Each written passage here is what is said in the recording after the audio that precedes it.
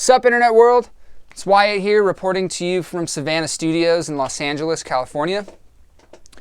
On this channel, I post videos on mixing, mastering, songwriting, production, etc. If that's something that interests you, make sure to subscribe and press the bell icon below.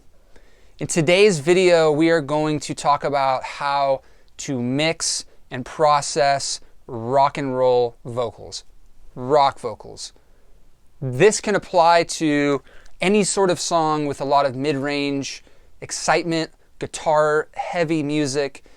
You know, that being said, every vocal that I process or that I mix in a song is treated differently.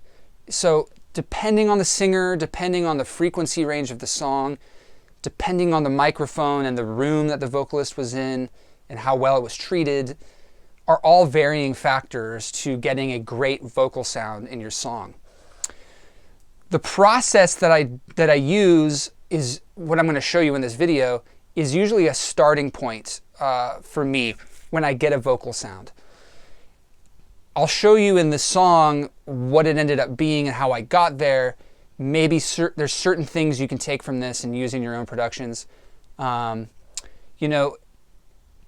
It's very similar to my last video on drum machine mixing in the sense that you can do a lot with a little.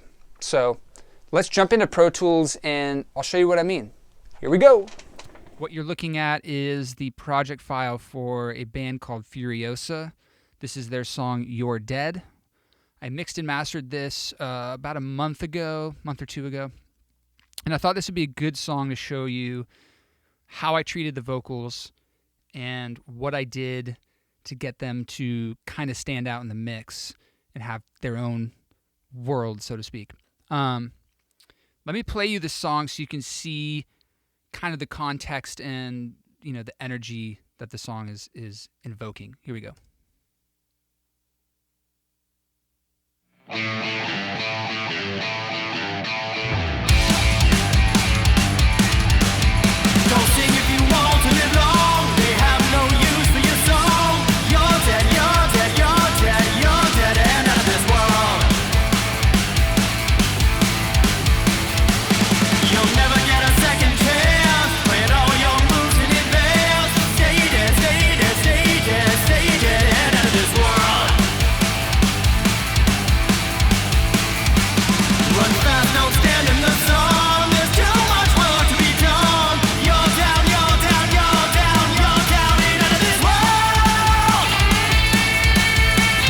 So there's a lot of aggression going on. There's a lot of mid-range energy. And in this case, I wanted the vocals to kind of drive like the guitars were driving, but be that extra kind of, I don't know how to call it, air on top of the whole mix. So let's go solo out the vocals and I'll show you what I did here. These were not recorded in a professional, quote-unquote, studio by any means. It was done with gear that anybody, has access to. So you can see here what's going on. It's a very simple doubled vocal part, okay? These are the actual tracks themselves right here. And I bust them into what I call UP Vox, which is unprocessed. I still process it, but it's a lighter type of processing.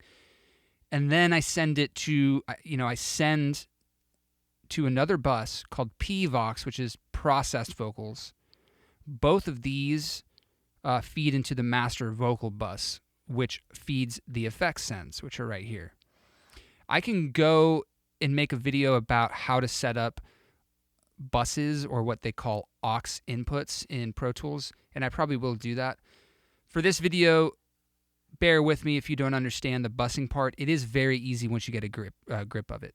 So what I'm going to do is I'm going to bypass everything that I have on the vocals right now, and I'll show you what the vocals sounded like when they were sent to me, basically raw, right out of the bag.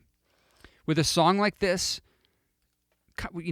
a song with this kind of energy, you don't have to be very conservative with the processing that you're doing, as long as what you're doing sounds good and doesn't get in the way of the other aspects of the song.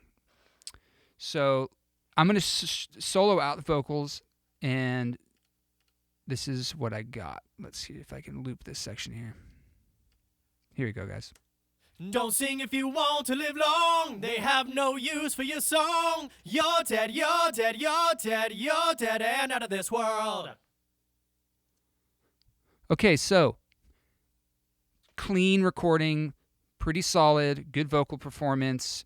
You know, there's nothing, to my ears, there's nothing very exciting or driven tonally with the vocals. So my purpose, when I listened to the song, I thought to myself, okay, this is a song that needs this type of thing. And the best way to understand that is to just listen to music and listen to certain vocal sounds and listen to certain aspects of the song. So the first thing I did is I send it to this unprocessed vocal. I mute everything else, right? The first thing I did was throw an EQ on his vocal. And all I'm doing here is rolling off low frequency response that I don't need, that is kind of pointless in a song like this.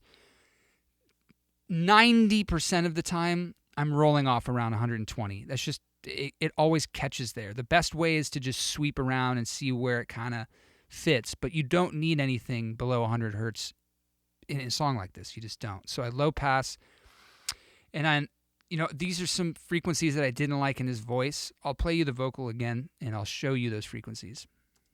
Don't sing if you want to live long. They have no use for your song. You're dead, you're dead, you're dead, you're dead and out of this world.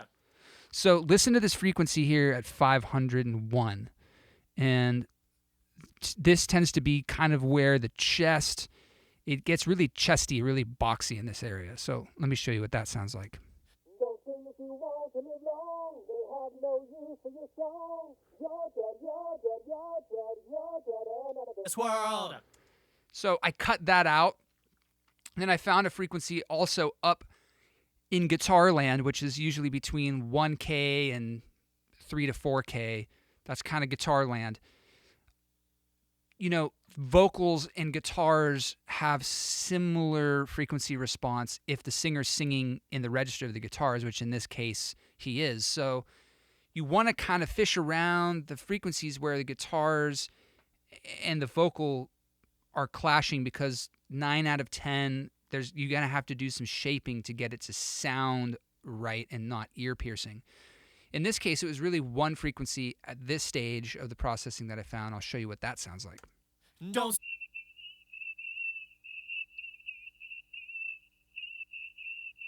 Dead, you're dead and out of this world. So I could pull out more, but I am leaving it to do later on once there's compression engaged and things like that, because, you know, one rule of thumb, if you're trying to process vocals, this is just my personal taste, I would always tell you to EQ before you compress, because if there's frequencies you like that you want to hype, or there's frequencies that are getting in the way, it's better to do that before you latch on a compressor where it could kind of emulsify everything and extend certain frequencies that aren't naturally there in the first place. So typically I throw on an EQ first. From there, I'm hitting this 1176 compressor. There's tons of them out there. There's one in Pro Tools stock called Bomb Factory. I use it all. It's great. This is just the one that, instinctually I grabbed this and it sounded really good. All I'm doing is a light amount of compression. There's a concept called serial compression. It's where you string multiple compressors together, basically one after the other. And to me, it works really well with vocals, especially forward rock vocals. Serial compression can bring things way up front in relation to the rest of the mix. So I have this compressor going here. I set the attack and release to taste. An 1176 style is a good one to have as a first compressor because it's very grabby and it's very fast and it can tame a lot of that the high, not even the high end frequency wise, but the high amplification of a voice. It kind of can get things to a center point that I like. So here's what it sounds like with the compressor. Don't sing if you want to live long. They have no use for your song. You're dead, you're dead, you're dead, you're dead and out of this world. And here it is in bypass. So, and I'll click it in and out so you can hear the difference. Don't sing if you want to live long. They have no use for your song. You're dead, you're dead, you're dead, you're dead and out of this world. They're not volume matched. I understand that. But you can hear the low end get a little tighter, and you can hear everything kind of has a more centered energy. That trails into one more compressor, which I have an LA2A compressor on this one, which is an opto compressor. It's a smoother, slower type compressor, which I find really good as kind of a middle of the chain compressor when you're using serial compression. All it does is smooth out the volume differences that the 1176 couldn't grab. Now you can use any compressor. You don't even have to use these name boutique ones. You can use the stock shit. You can just chain one after the other. Have the first one a little faster, the second one a little slower, vice versa. So I have this LA2 going, and I'll show you what's happening there. Don't sing if you want to live long. They have no use for your song. You're dead, you're dead, you're dead, you're dead and out of this world. Okay, so that's all the processing I did on this UP Vox, which I call unprocessed. I'm sending it to a processed vocal bus, which is where the shit gets a little more aggressive, you could say. And I'm basically blending this in to taste. It's a basically parallel compression, but I'm not really using it for compression per se. I'm using it more as a tone shaping thing. It's very similar to my first video on the drum machine thing.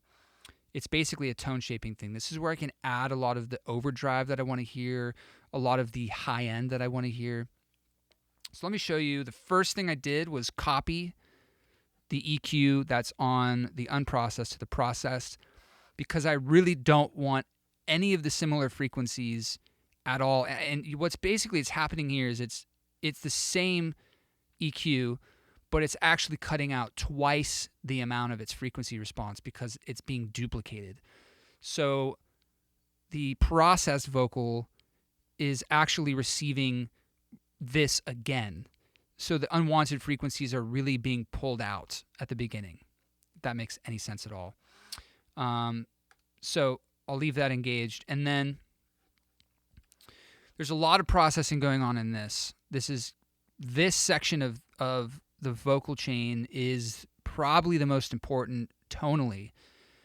And you can use anything for this. You can use a distortion plugin. You can use an EQ, whatever. In this case, I'm using this tube saturation plugin. This is all part of the Slate Everything bundle, which if you can afford $15 a month, I would definitely go and buy it, because this is my Desert Island plugin company thing that I have. I've used these Slate 500 series type plugins on entire mixes, masters. I fucking love them. So it's hitting this thing called the London, it's a tube style preamp emulator. And as you can see here, I have this saturation cranked. I have it totally dimed. I have it the mix at about 80%. So, I guess it seemed a little harsh all the way at 100. So I just pulled off a little bit. And what I'm doing after that is adding a little more high end, 3 dB at 7.5K. And I'm hitting another 1176. It's actually very similarly set to the other one. I'm probably just hitting it harder, and I'll show you that in a second here. It's going to be hitting harder, and then it's chaining into a distressor compressor, which I'm trying to see here. Yeah, so it's a slower attack and a quicker release. It just seems to my ears, I really enjoy the sound of a fast compressor being chained into a slow compressor. You could think differently. Maybe you like the sound of a slow one hitting a fast one. I don't know. For me, that's just kind of what I've been into lately. And then follow that, there's this air EQ, which is basically, it's a high frequency booster. You can pick the frequency you want. I have it at 10K, and I'm just basically, it's a very sensitive plugin. I'm only boosting 2 decibels, but it does a lot. So what I'm going to do is show you what this sounds like in and out, so you can see what this is accomplishing.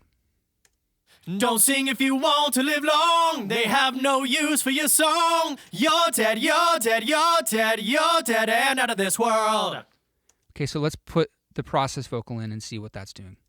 Don't sing if you want to live long. They have no use for your song. You're dead, you're dead, you're dead, you're dead and out of this world. So as you could tell, there's some saturation going on. There's some mid-range and high-end kind of ambiance, you could say, that's sitting with the vocal. It's just pops more. It's more energetic. I'm going to flip it in and out so you can, more frequently so you can see what I'm talking about. Don't sing if you want to live long. They have no use for your song. You're dead, you're dead, you're dead, you're dead and out of this world.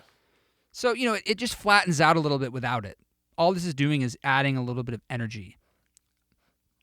From there, both of these buses feed into a master vocal bus, and there's also more processing happening on the vocal bus. First thing being a de-esser, which any de-esser works. There's one setting that I created within this plugin that I love, and it works really well for male singers. So I usually slap this on and just adjust some parameters to where the S's and the sibilants in a song starts to feel a little more comfortable. That's going to be to taste, but typically I'll throw a de-esser on the vocal bus first because it'll just be easier to tame things.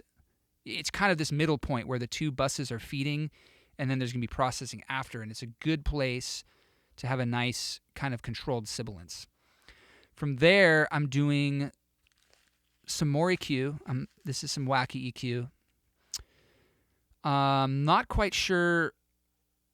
I'll show you what it sounds like in and out. And at the time I mixed this, I'm not quite sure how I got to this point, but my assumption from looking at it is this, yet again, is guitar land, and you're getting a lot of buildup with the guitars. So I'll show you each frequency I pulled out, and it's looking like, I wanted more of the voice out, so there's more of this up here that's showing. And with this high pass, I didn't want the vocal going above 20K, really. It's probably inaudible anyways, but for a lot of songs in this genre, you don't need anything past 20K. It's going to sound really digital. Even if you can hear up that high, it just sounds really fizzy and digital to me. So I didn't want the vocal getting that fizzy over 20K thing. So this is more reassurance.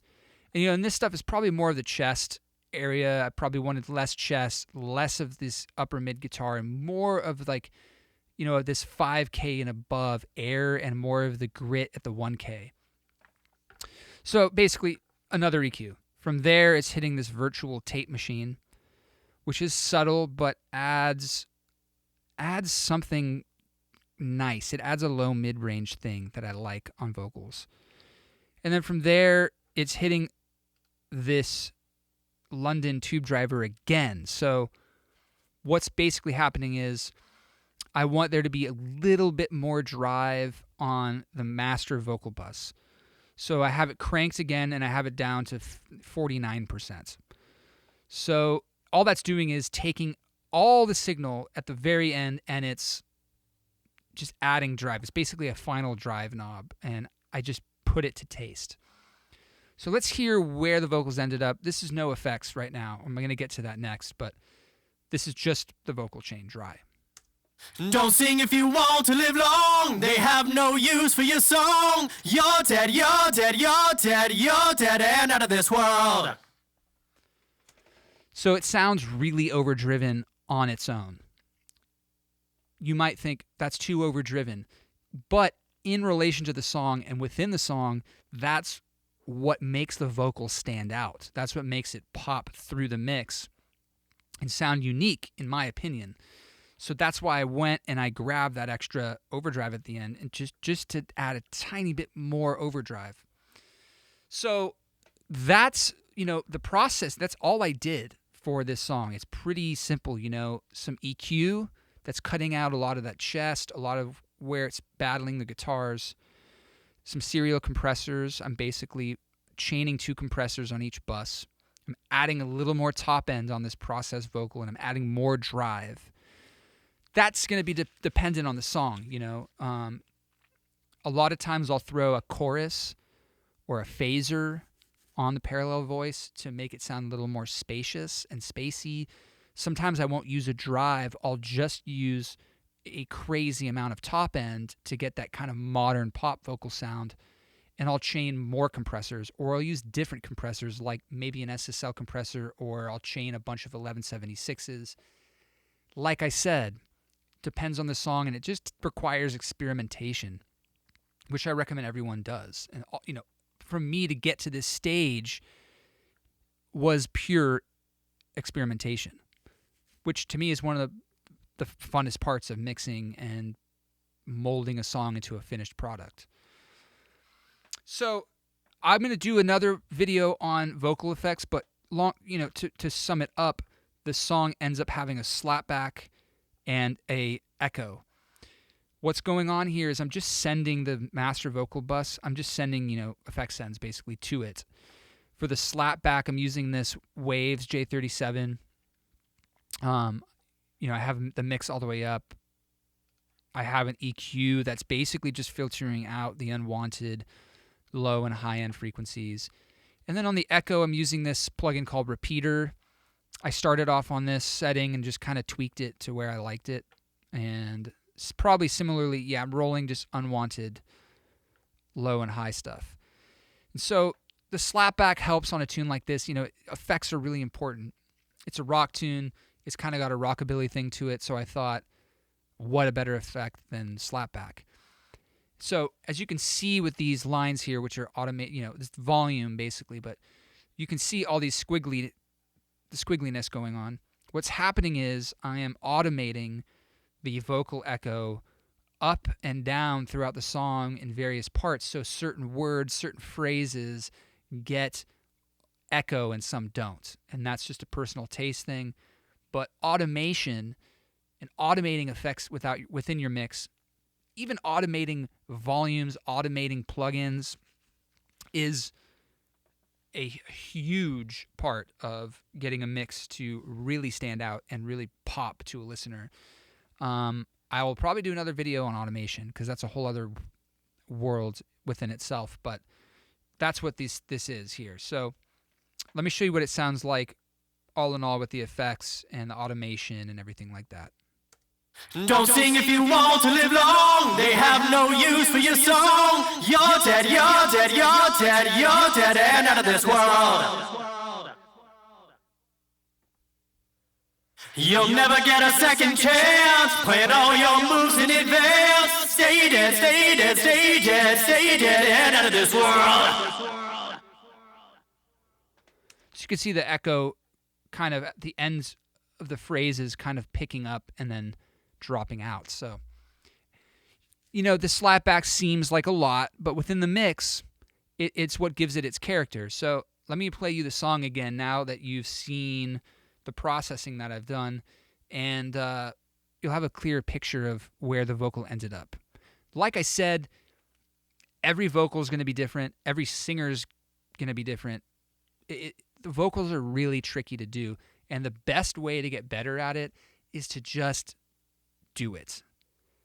And don't think too much about it. Just do it. So I'm going to play you the tune, and yeah, I think that's it, guys. Feel free to email me if you have any questions, or DM me on Instagram. You can visit my website if you need any help with mixing your own music or mastering or anything like that. Feel free to reach out, and I hope you have a great day.